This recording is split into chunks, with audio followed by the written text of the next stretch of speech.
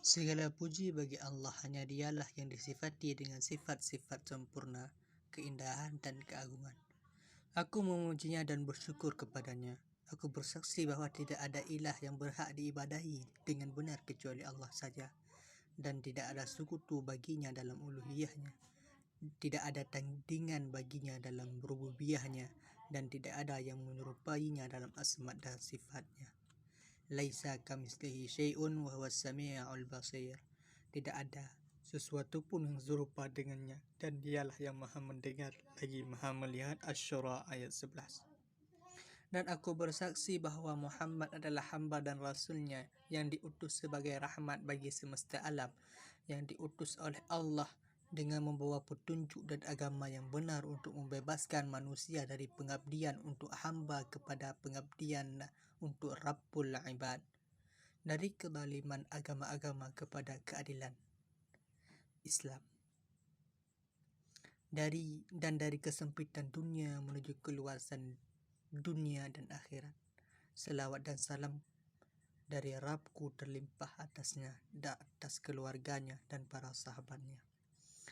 Amma ba'du, pada masa sebelum diutusnya Muhammad, manusia berada dalam zaman jahiliyah yang bodoh.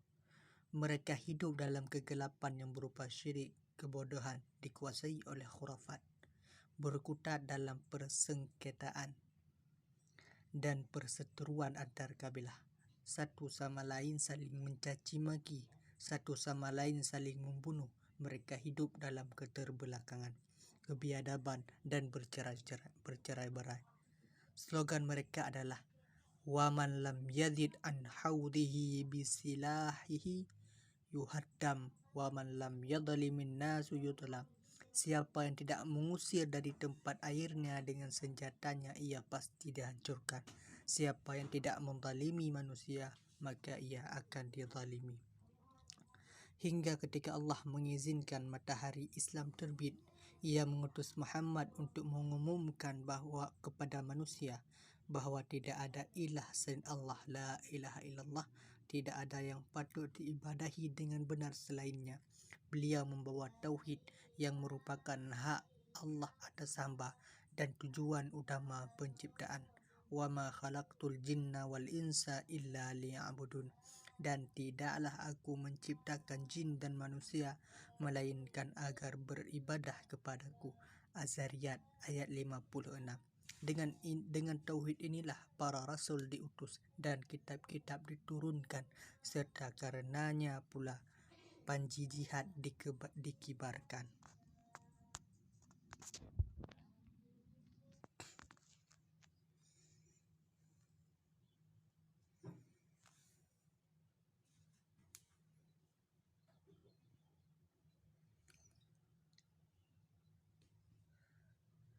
Selama 13 tahun di Makkah, Nabi menyuruhkan mengajak kepadanya menanam akar-akarnya dalam jiwa yang paling dalam, membangun asas-asas dan pilar-pilarnya dalam lubuk hati, serta mengukuhkan rukun-rukunnya dalam hati, sehingga jalannya menjadi jelas bagi orang-orang yang menitinya, dan rambu-rambunya jelas bagi orang-orang yang menginginkannya.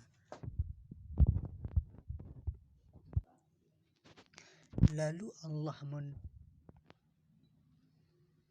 memenangkan kebenaran dan menumbangkan kebatilan, serta cahaya tauhid yang murni menerangi hati, sehingga hati yang bersih dan cemerlang dari noda-noda syirik. Nabi datang dan ketika itu hati tidak ubahnya seperti tanah yang tandus. Lalu beliau menyiraminya dengan air tauhid yang bersih, menyiraminya dengan mata air ikhlas, dan menuntunnya kepada Allah dengan penuntun mutaba'ah mengikut Nabi. Lalu hati tersebut menjadi hidup dan subur, serta menumbuhkan berbagai macam tumbuh-tumbuhan yang indah, sehingga umat menjadi mulia setelah sebelumnya hina, menjadi bersatu setelah sebelumnya bercerai-berai, dan menjadi menang setelah sebelumnya terkalahkan. Akidah masih tetap bersih, jernih, dan suci, hingga ketika Allah menentukan suatu perkara, maka perkara tersebut terjadi. Kalangan yang hatinya belum pernah menghirup tauhid yang bersih akhirnya masuk ke dalam agama Allah. Muncullah berbagai kerusakan di tengah manusia. Jalan mereka tercerai-berai. Aliran-aliran menyimpang dan pemikiran-pemikiran yang menghancurkan menyebar. Berbagai fitnah bencana bermunculan dan berbagai bid'ah menyinarkan keburukannya. Hingga ketika mata terpejam, hati sampai di kerongkongan. Kaum mukminin diuji dan mendapatkan goncangan yang keras. Maka Allah menggerakkan daripada imam dan ulama yang memperoleh petunjuk, kalangan yang mengembalikan manusia kepada cahaya keimanan dan benteng keimanan, serta menguatkan untuk mereka kepalsuan kebatilan, mematikan berbagai syubhat orang-orang yang berbuat kebatilan dan mengembalikan mereka kepada manhaj salafus saleh.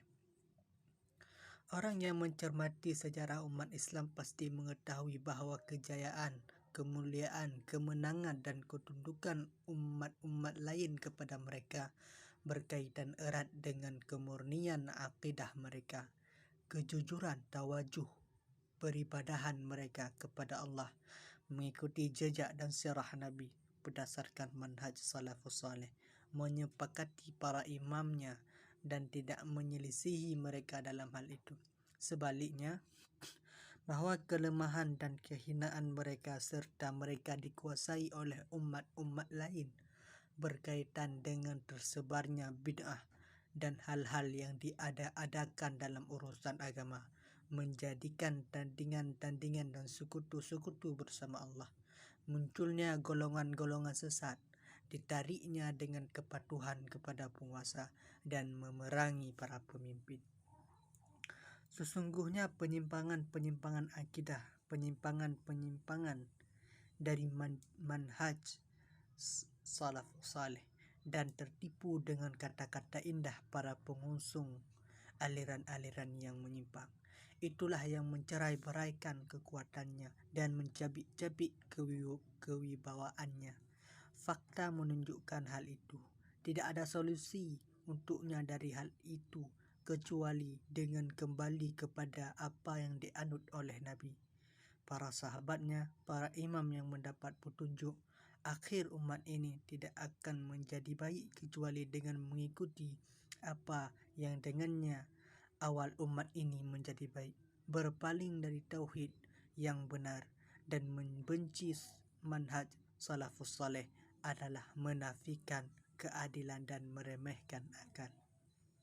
Allah berfirman, laqad arsalna rusulana bil bayyinati wa anzalna ma'ahumul kitaba wal mizan liyaquman nasu bil qisti. Sesungguhnya kami telah mengutus rasul-rasul kami dengan membawa bukti-bukti yang nyata dan telah kami turunkan bersama mereka Alkitab dan neraca keadilan supaya manusia dapat melaksanakan keadilan. Al-Hadid 25. Keadilan terbesar adalah tauhid karena ia merupakan pokok keadilan dan dengannya keadilan menjadi tegak. Sebaliknya kezaliman terbesar adalah syirik. Allah telah berfirman menceritakan tentang Luqman dalam wasiatnya kepada anaknya, ya bunayya la tusyrik billah innasyirka la dzulmun adzim. Hai anakku, janganlah kamu mempersekutukan Allah.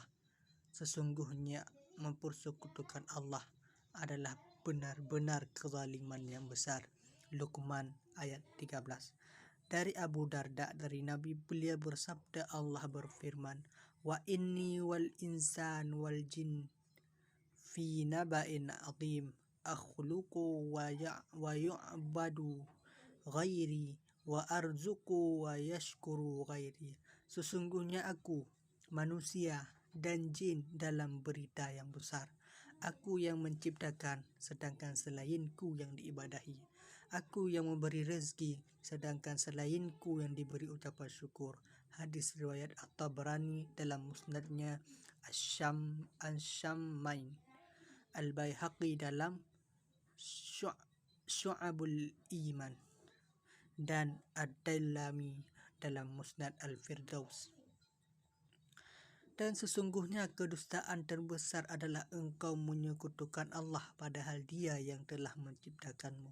Jika Allah telah memerintahkan untuk mengadakan perbaikan dan melarang kerusakan, serta berbuat kerusakan dengan firman-Nya, wala tufsidu fil ardi ba'da islahiha wada'uhu khawfan wa tama'a inna rahmatallahi qaribum minal muhsinin. Dan janganlah kamu membuat kerusakan di muka bumi sesudah Allah memperbaikinya, dan berdoalah kepadanya dengan rasa takut tidak akan diterima dan harapan akan dikabulkan. Sesungguhnya rahmat Allah amat dekat kepada orang-orang yang berbuat baik. Al-A'raf ayat 56. Maka pengerusakan terbesar adalah dirusaknya akidah, wawasan, dan pemikiran-pemikiran manusia.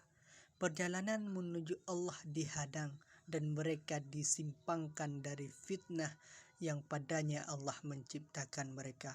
Dalam hadis disebutkan, kullu mauludin yuladu alal fitrah fa abawahu yuhawwidanihi au yunassiranihi au yumajjisanihi. Setiap anak dilahirkan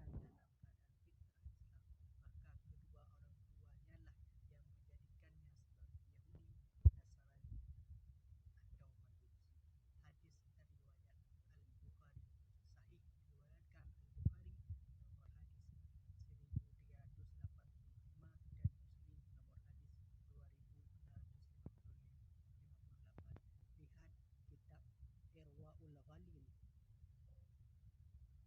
Jilid 5 halaman 49, nomor hadis 1220, karya Syekh Al-Bani.